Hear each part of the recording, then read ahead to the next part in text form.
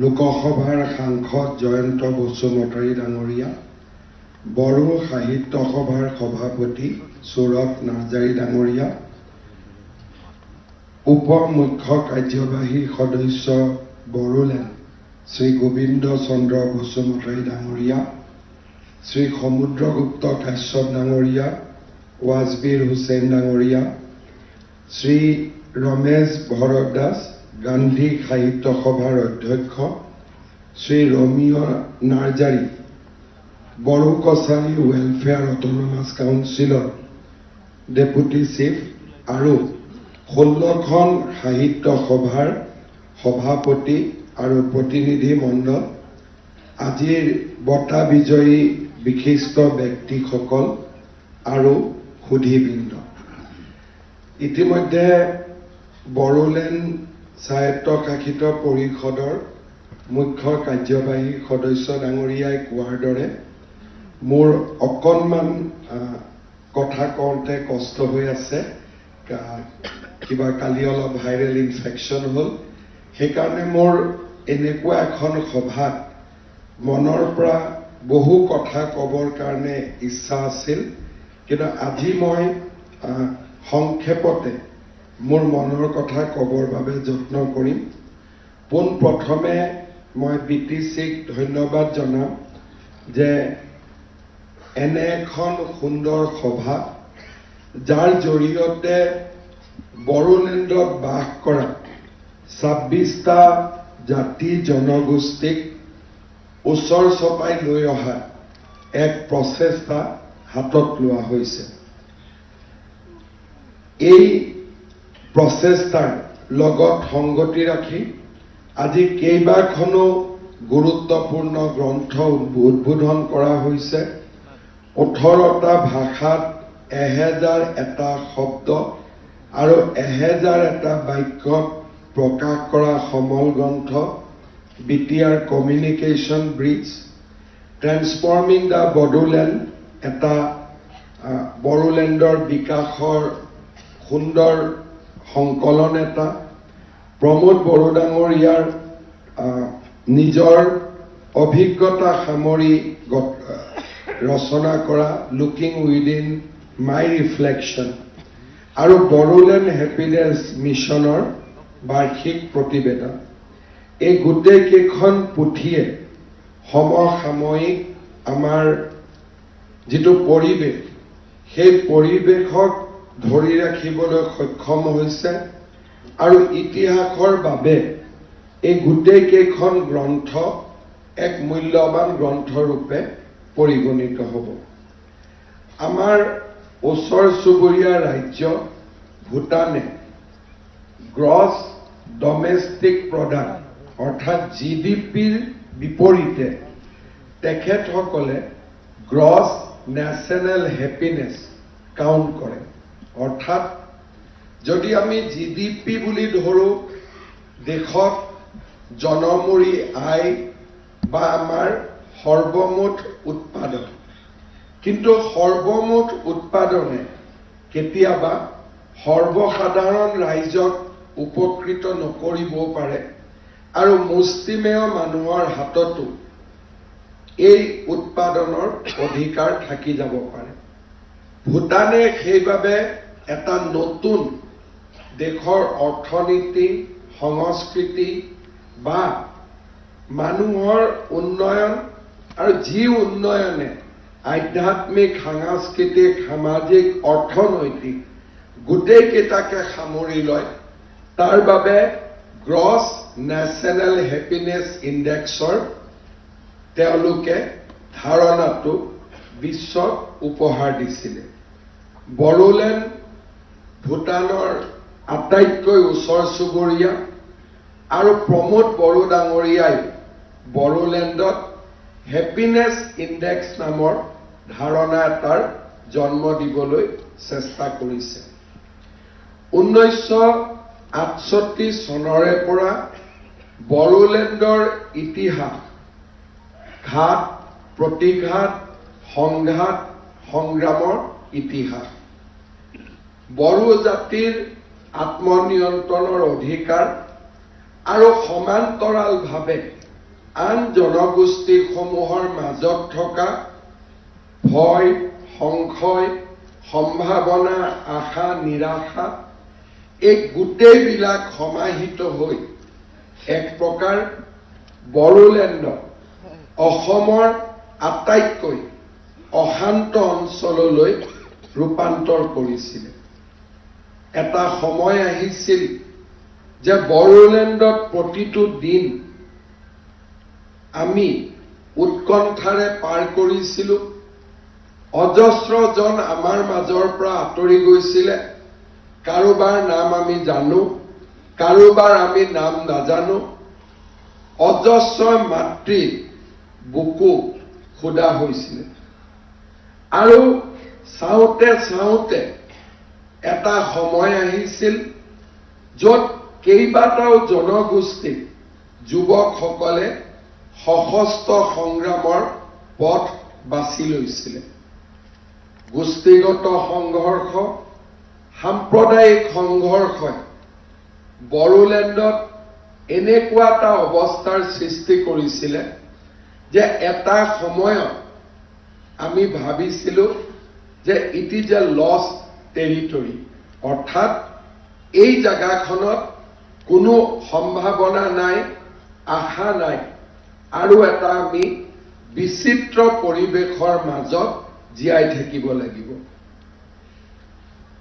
কেইবাটাও নতুন শব্দৰ আৰম্ভণি হৈছিলে, বড়ো, নন বড়ো, আৰু প্ৰত্যেকটো জাতি জনগোষ্ঠীয়ে বিভিন্ন ধৰণে নিজৰ নিৰাপত্তা সুনিশ্চিত কৰিবলৈ সংগ্ৰাম আৰম্ভ কৰিছিলে।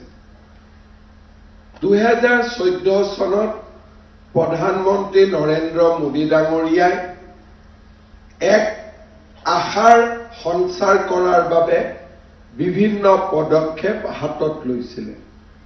কিছুদিনলৈ ইয়াক আইন শৃংখলাৰ পৰিৱেশ হিচাপে নিয়ন্ত্ৰণ কৰাৰ পিছত মোদী ডাঙৰীয়াই ৰাজনৈতিক সমস্যা সমাধানৰ বাট বুলিবলৈ আৰম্ভ কৰিছিল। বিটিআৰৰ চুক্তিয়ে বড়োলেণ্ডত শান্তিৰ এটা নতুন পৰিৱেশ আনিছিল। মই অত্যন্ত গৌৰৱ অনুভৱ কৰোঁ যে ই ভগৱানৰ এক অদ্ভুত কৃপা হ'ব যে অসমৰ মুখ্যমন্ত্ৰী হিচাপে মই প্ৰায় 4 বছৰ 4 মাহ কাৰ্যকাল পাৰ কৰিলোঁ, আৰু বড়োলেণ্ডত যোৱা 4.5 বছৰ এটাও গুলি ফুটা নাই, এটাও বন্দুকৰ শব্দ কোনেও শুনা নাই, এটাও বোমা বিস্ফোৰণ হোৱা নাই। এনেধৰণৰ শান্তি কাৰোবাৰ জীৱনকালত আমি দেখা পাম, তাক আমি কল্পনাও কৰা নাছিলোঁ। আজি আমি নিশ্চিতভাৱে ধন্যবাদ জনাব লাগিব নিখিল বড়ো ছাত্ৰ সন্থা, নিখিল বড়ো সাহিত্য সভা আৰু আমাৰ NDFBৰ লগত জড়িত বা BLTৰ লগত জড়িত সমস্ত যুৱক বা আমাৰ বড়োলেণ্ডবাসী যিসকলে এই শান্তিৰ সন্ধান কৰিছিলে, আৰু আজি শান্তিক আমি স্থায়িত্ব দিবলৈ সক্ষম হৈছোঁ। যোৱা কেইটামান দিনত মই বড়োলেণ্ডত ওদালগুৰি, তামোলপুৰ, কোকৰাঝাৰলৈ গৈছিলোঁ। এটা কথা মই মৰ্মে মৰ্মে অনুভৱ কৰোঁ যে আমাৰ 26টা জনগোষ্ঠীৰ মাজত যেতিয়া সংবাদ হ'ব, আমি কথা বতৰা পাতিম, আৰু প্ৰত্যেকটো সমস্যা সমাধানৰ আমি মূল বিন্দুবিলাক চাবলৈ আৰম্ভ কৰিম, তেতিয়া বড়োলেণ্ডত চিৰস্থায়ী শান্তি আহিব, তাত মোৰ কোনো সন্দেহ নাই। বড়োলেণ্ডত কাৰো মনতে এইটো ধাৰণা থাকিব নালাগে যে আমি দ্বিতীয় আৰু তৃতীয় শ্ৰেণীৰ নাগৰিক। বড়োলেণ্ডত সকলো জনগোষ্ঠীয়ে মনত ভাবিব লাগে যে আমি প্ৰথম শ্ৰেণীৰ নাগৰিক।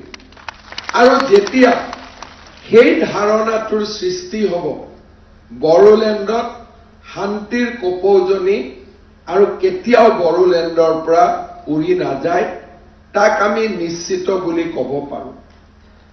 আমাৰ জাতীয় যি সমস্যা আছে, জনগোষ্ঠীয় যি সমস্যা আছে, দাবী আৰু আন্দোলনেৰে বহু সমস্যাৰ সমাধান নহয়। কাৰণ সমস্যাবিলাক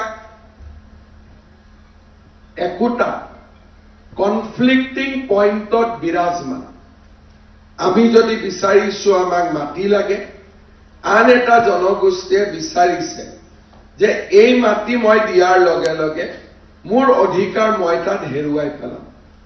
কোনোবাই যদি কৈছে মোক ভাষা লাগে, আন এটা জনগোষ্ঠীয়ে ভাবিছে যে মোৰ ভাষাটো কৰবাত দুৰ্বল হৈ যাব।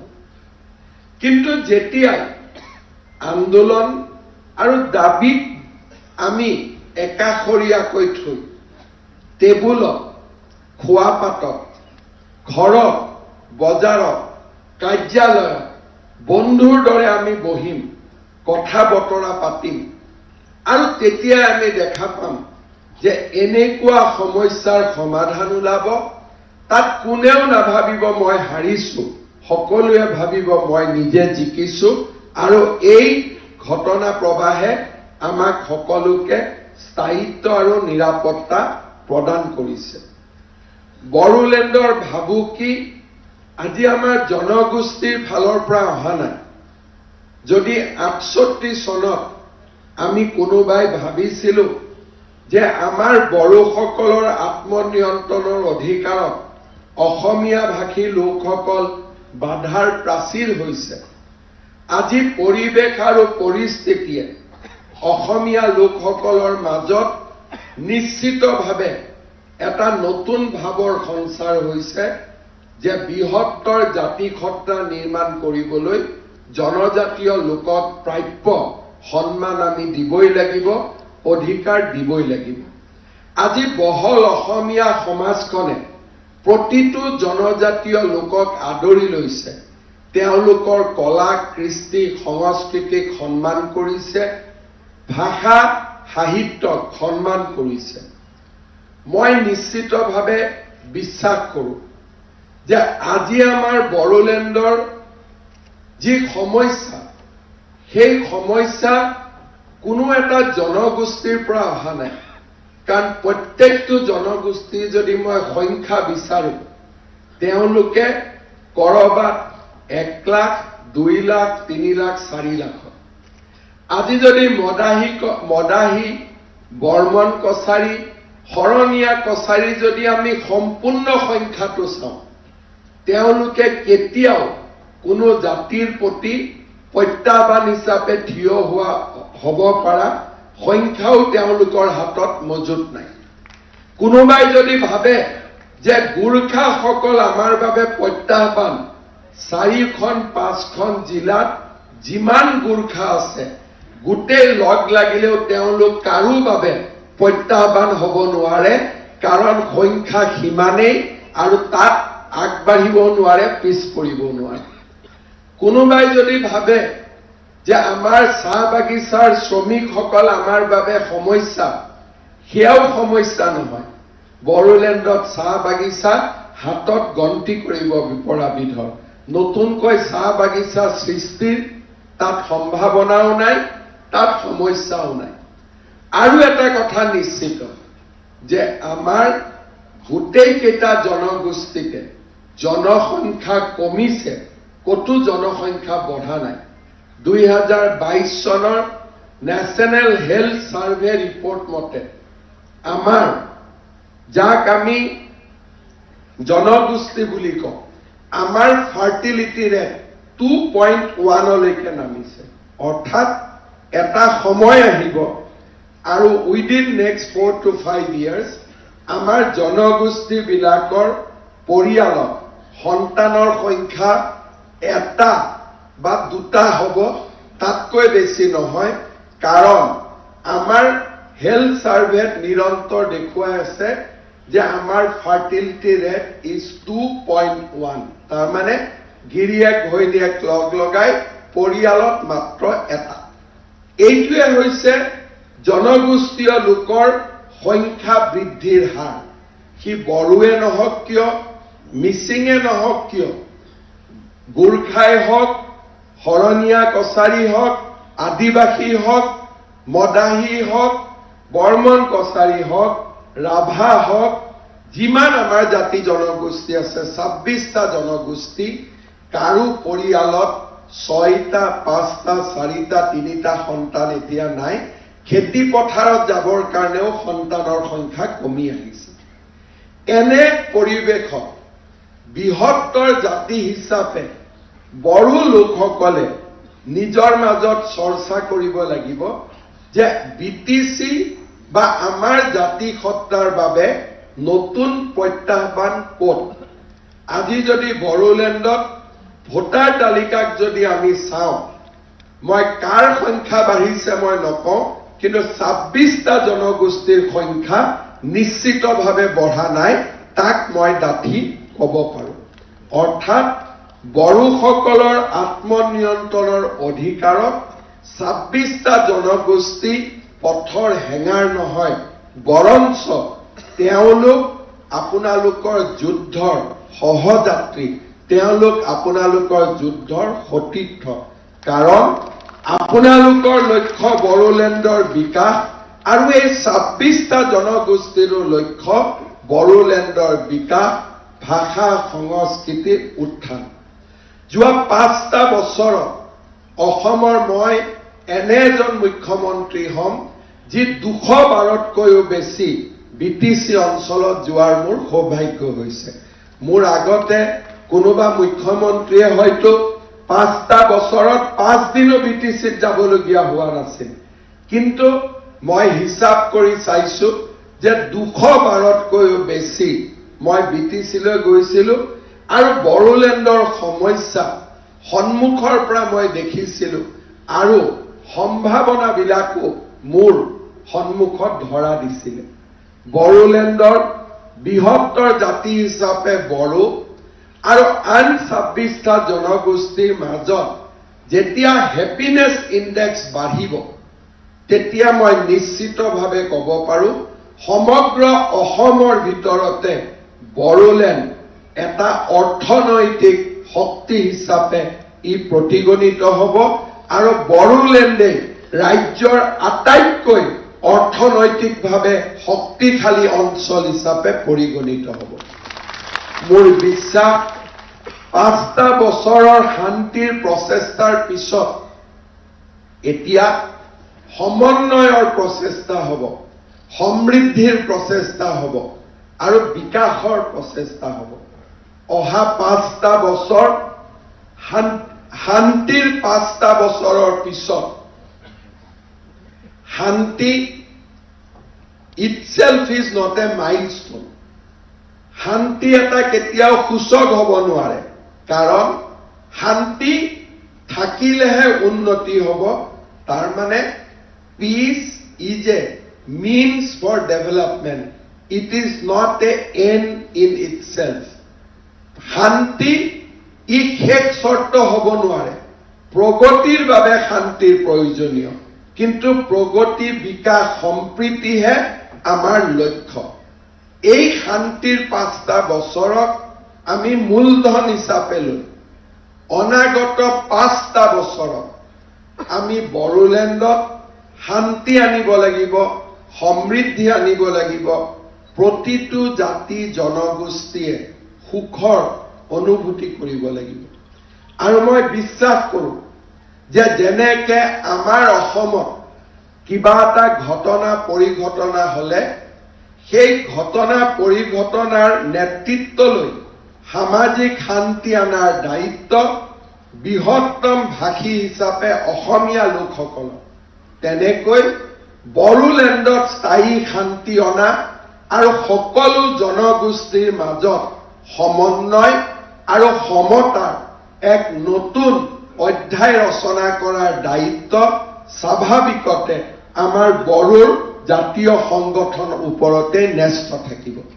আজি যদি অসমত কৰবাত খেলি মেলি হয়, গণ্ডগোল হয়, সকলো মানুহে অসমীয়া ভাষী অসমীয়া জাতীয় সংগঠনসমূহৰ মুখলৈ চায় কাৰণ আমি অসমত বৃহত্তম জাতি সত্তা ঠিক তেনেধৰণে বড়োলেণ্ডত ৰাভা কোচ গোৰ্খা আদিবাসী মদাহী শৰণীয়া কছাৰী বৰ্মন কছাৰী এই সকলো জাতি জনগোষ্ঠীক গোৰ্খাৰ পৰা আৰম্ভ কৰি গাৰোলৈকে বড়োলেণ্ডত বাস কৰা 26টা জনগোষ্ঠীক আনকি অসমীয়া ভাষী লোকসকলকো হেপিনেছ দিয়াৰ দায়িত্ব বৃহত্তম জাতি হিচাপে বড়ো লোকসকলৰ ওপৰত ন্যস্ত হৈ আছে আৰু যেতিয়া বড়ো লোকসকলে সকলোকে সুখ সম্প্ৰীতি আৰু অধিকাৰ দিয়াৰ বাবে কাম কৰিব আন জনগোষ্ঠীয়ে স্বাভাৱিকভাৱে বড়ো জনগোষ্ঠীয়ে যদি এহাত হাত আগবঢ়ায় আন জনগোষ্ঠীয়ে দুই হাত আগবঢ়াই বড়ো লোকসকলক আলিংগন কৰিব তাত মোৰ কোনো সন্দেহ নাই যোৱা কেইটামান বছৰত প্ৰমোদ বড়ো ডাঙৰীয়াৰ নেতৃত্বত এই প্ৰচেষ্টা লাহে লাহে আৰম্ভ হৈছে আৰু আজিৰ সভাখনেই তাত প্ৰমাণ প্ৰমোদ বড়ো ডাঙৰীয়াই সকলোকে আমন্ত্ৰণ কৰিছে আৰু প্ৰতিটো জনগোষ্ঠীৰ মূল ব্যক্তিসকলে যিসকলে জনগোষ্ঠীটোৰ প্ৰতিনিধিত্ব কৰে তেওঁলোক ইয়াত আহি আজি আনন্দৰে উপস্থিত হৈছে আৰু যেতিয়া এই ধৰণৰ প্ৰচেষ্টা বড়ো সাহিত্য সভা নিখিল বড়ো ছাত্ৰ সন্থাই আৰম্ভ কৰিব মই ভাবো এই প্ৰচেষ্টা আৰু দ্ৰুত হ'ব ক্ষিপ্ৰ হ'ব একবিংশ শতিকা সংঘাতৰ ওপৰত নহয় একবিংশ শতিকা আৰ্টিফিচিয়েল ইণ্টেলিজেন্স কোৱান্টাম ফিজিক্স লাহে লাহে আমি জীয়াই থকাৰ ধাৰণাটো সলনি হৈছে এসময়ত কবি হবৰ কবিতা লিখিবৰ বাবে কবিৰ প্ৰয়োজন আছিল এসময়ত প্ৰবন্ধ লিখিবৰ বাবে প্ৰবন্ধকাৰৰ প্ৰয়োজন আছিল সমাজ ইমান পৰিৱৰ্তন হৈছে যে যাৰ হাততে মোবাইল আছে তেওঁই কবি হ'ব পাৰে তেওঁই প্ৰবন্ধকাৰ হ'ব পাৰে গান লিখিবৰ কাৰণে এসময়ত গায়কৰ প্ৰয়োজন আছিল গান গাবৰ কাৰণে এসময়ত গীতিকাৰৰ প্ৰয়োজন আছিল এতিয়া এআই সুন্দৰ সুন্দৰ গান আমি ঘৰতে বহি আমি ৰচনাও কৰিব পাৰোঁ সুৰো কৰিব পাৰোঁ অৰ্থাৎ পুৰণা যিবিলাক আমাৰ মাজত ইছ্যু আছিল বিজ্ঞানে সেই ইছ্যুবিলাকক নোহোৱা কৰি পেলালে বিজ্ঞানে এখন নতুন সমাজৰ সৃষ্টি কৰিলে এটা কবিতা যদি মই বঙালীত লিখিছো কম্পিউটাৰত মাত্ৰ এটা কমাণ্ডৰ জৰিয়তে সেই কবিতাটোক তুৰন্ত মই সাঁওতালি ভাষালৈ ৰূপান্তৰ কৰিব পাৰোঁ অৰ্থাৎ আজি এজন কবি যদি অসমীয়া কবি হয় তেওঁ অসমীয়া কবি হৈ থাকিব নোৱাৰে তেওঁ যদি মনত ভাবে মই গ্ৰীচৰো কবি হ'ম মই ফৰাচীৰো কবি হ'ম মই আমেৰিকাতো মোৰ কবি যাব পাকিস্তানতো মোৰ কবিতা যাব বাংলাদেশতো মোৰ কবিতা যাব আফগানিস্তানতো কবিতা যাব কম্পিউটাৰত এটা কমাণ্ডেৰে মই মোৰ কবিতাটো পৃথিৱীৰ সকলো ভাষালৈ ৰূপান্তৰ কৰিব পাৰোঁ অৰ্থাৎ ভাষাৰ বা জাতি সত্তাসমূহৰ সমস্যা বিংশ শতিকাৰ সমস্যা আৰু একবিংশ শতিকাৰ সমস্যা সম্পূৰ্ণ পৃথক ভূপেন হাজৰিকা ডাঙৰীয়াই কৈ গৈছিল এয়া বিজ্ঞানৰ যুগ লাহে লাহে আমাৰ মানসিকতাৰ পৰিৱৰ্তন হ'ব লাহে লাহে আমি বিজ্ঞান প্ৰযুক্তিৰ নতুন দিনলৈ যাম পুৰণি ইতিহাস আমি আঁতৰাই পেলাম আৰু আমি নতুন ধৰণে সমাজখনক বুজি পাবলৈ আৰম্ভ কৰিম মই বিশ্বাস কৰোঁ যে আমাৰ মাজত থকা ক্ষুদ্ৰ ক্ষুদ্ৰ সমস্যা কেইটামান সমাধান কৰি পেলালে আমি বড়োলেণ্ডত স্থায়ী শান্তিৰ পথ বিচাৰি পাম আৰু এই সমস্যাবোৰ এনেকুৱাও নহয় যে সমস্যা কেইটা সমাধান নহলে কৰবাত কাৰোবাৰ অকণমান ক্ষতি হ'ব কাৰো ক্ষতি নহয় মোক আজি ৰাতিপুৱা আপছুৰ প্ৰতিনিধি মণ্ডল গৈছিলে মোক কৈছিলে যে অসমত অসমীয়া ভাষাৰ লগতে আপোনালোকে দিয়া নটিফিকেশ্যনত কৰিব পাৰে নেকি যে 13খন বড়ো অধ্যুষিত জিলাত অনুবাদ বড়োলৈকেও হ'ব। মোক চিন্তা কৰোঁতে 10 ছেকেণ্ডো নালাগিলে যে নিশ্চিতভাৱে বড়োলৈকে হ'ব। কাৰণ মই জানো মই যদি অনুবাদ নকৰোঁ এয়াই অনুবাদ কৰি দিব। মই তাক কেনেকৈ ৰাখি থ'ব পাৰিম? মইতো ৰাখি থ'ব নোৱাৰোঁ। যদি গভৰ্ণমেণ্টে ওলোৱা চাৰ্কুলাৰখন মই অসমীয়াত ওলাল, আপচুৰ প্ৰতিনিধি দল মোৰ ওচৰত আহিলে মোক ক'ব বড়ো অনুবাদ কৰি দিয়ক। মই ক'ম মই নোৱাৰোঁ। ঠিক আছে, আপুনি নোৱাৰে, আপোনাৰ সন্মুখতে মই কৰি দিছোঁ বুলি ChatGPTত মোৰ সন্মুখতে কৰি দিম। গতিকে যন্ত্ৰই কৰাৰ আগতে মানুহে কৰাত আপত্তি ক'ত থাকিব পাৰে? গতিকে মই 2 মিনিটতে ক'লো কোনো কথা নাই, কালি অৰ্ডাৰ উলিয়াই দিম। অৰ্থাৎ বিজ্ঞানে যাক সহজ কৰি পেলাইছে, একেবোৰ কাম মানৱীয় প্ৰমূল্যৰে আমি তাকো সমাধান কৰিব পাৰোঁ। এয়াই যদি অনুবাদ কৰি দিলেহেঁতেন বড়ো লোকসকলে সুখৰ অনুভূতি নাপালেহেঁতেন। কিন্তু চৰকাৰে যেতিয়া অনুবাদ কৰি দিব বড়ো লোকসকলে তাত সুখৰ অনুভূতি লাভ কৰিব। অৰ্থাৎ বহু সমস্যাৰ সমাধান বিজ্ঞানে কৰি পেলাব। কিন্তু বিজ্ঞানৰ আগতে যদি মানুহে এই সমস্যাবিলাকৰ সমাধান কৰে আমাৰ মাজত সমন্বয়ৰ সাকোডাল কটকটীয়া হ'ব। আৰু তাৰ কাৰণেই আমি প্ৰচেষ্টা কৰিম। আজিৰ বড়োলেণ্ড হেপিনেছ যি আমি মিছন কৰিছোঁ সেই মিছনে স্থায়িত্ব পাওক। আমাৰ সন্মুখত এনেকুৱা এটা দিন আহক যে বড়োলেণ্ডত মই বড়ো মই নন বড়ো এই দুইটা শব্দ নুবুজোৱা হৈ যায় আৰু বড়োলেণ্ডৰ মানুহে কয় যে মই বড়োলেণ্ডবাসী, I am a citizen of Bodoland. এই পৰিচয় যেতিয়া আমি সকলোৱে পাই যাম বড়োলেণ্ডৰ উন্নয়নক, বিকাশৰ, সমৃদ্ধিক কোনেও ধৰি ৰাখিব নোৱাৰে। যেতিয়া কৰবাত বড়ো সংস্কৃতি শুনিম তাত মই নিজক পাম। কৰবাত যেতিয়া মই সোণোৱাল কছাৰী, মদাহী কছাৰী, শৰণীয়া কছাৰীৰ সংগীত শুনিম তাত মই নিজক বিচাৰি পাম। য'ত গোৰ্খাৰ নৃত্য হ'ব, কোচ ৰাজবংশীৰ নৃত্য হ'ব তাত সকলোৱে নিজক বিচাৰি পাব। ৰাভাৰ কৃষ্টিত মই নিজক বিচাৰি পাম।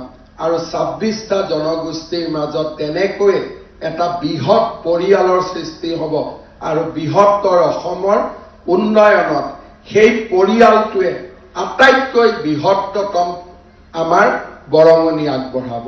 মই পুনৰ এবাৰ আজি বঁটা প্ৰাপক প্ৰতিগৰাকীলৈ মোৰ ধন্যবাদ আৰু অভিনন্দন জনাইছোঁ। আৰু বড়োলেণ্ড টেৰিটৰিয়েল কাউন্সিল বিটিআৰৰ মুৰব্বী প্ৰমোদ বড়ো ডাঙৰীয়া আৰু আজিৰ সভাত উপস্থিত আটাইকে মোৰ শ্ৰদ্ধা জনাই মই মোৰ বক্তব্যৰ সামৰণি মাৰিছোঁ। ধন্যবাদ। 12 नंबर पड़ा क्या उधर? कहाँ खोया?